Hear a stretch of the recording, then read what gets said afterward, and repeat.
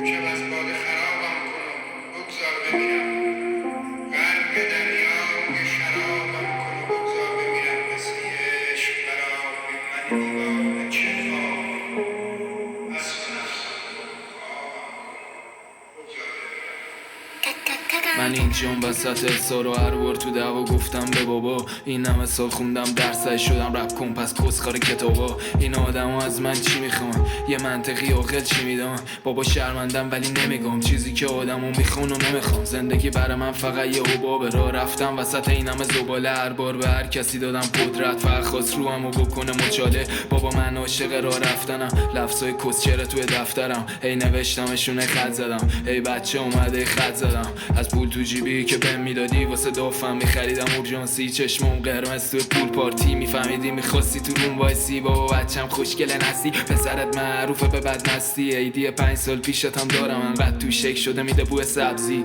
بابا گرون شد قیمت دراگا، حتی شاد مشروبای تو کلابا. این همه سال خوندم درسای شدم رپ کن پس کسخار کتابا. از وقتی که جوش میزد صورت تا هر آشغالی که شب میرفت تو رک. تو مدرسه بودم یک ولی معلم‌ها از من بدشون میومد، گفتن رفع شده خونت. دونه دونه بچه ها در اومدن تو زرد، تو رفارسی شدم یک ولی گنده ها از من بدشون میومد.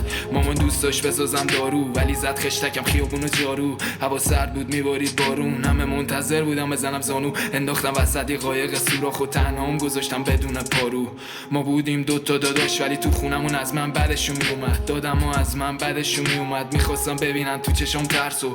با خونم ساختم مسیرم و دی ان ایام دارن کد جنگو. من کشتم اون آدم قبلی و چیزی که ساختم نمیشه تسلیم. پیمود داشت میبارید برفم از شو، میخواستم بگیره تصمیم بکشم لشکری و بمونم خونه. شوالیه دیگه نمیاد خونه، گرگا تو جنگل میکشن سوزه. به بچه گفتم این آخرین بوسه، هنو یکمش مونده تو قلبم مثل اون وقتا که رو پوشم تنمه. چیزی که ازم میخواستم بشم فرق داره با چیزی که الان هستم. یادم هست اون چیزی که بودم و که تو سیاهی گم نکنم نورم. و کسخار فکر من میمونم خودم، مهم نیستش کسی نداره دوستم. میزنن نامردی میکنن درویش ترکم کنین حتی خونه هم نیست. این دنیا زیاد نداشت دوستم، شاید محبوب شم تو زندگی بعدی.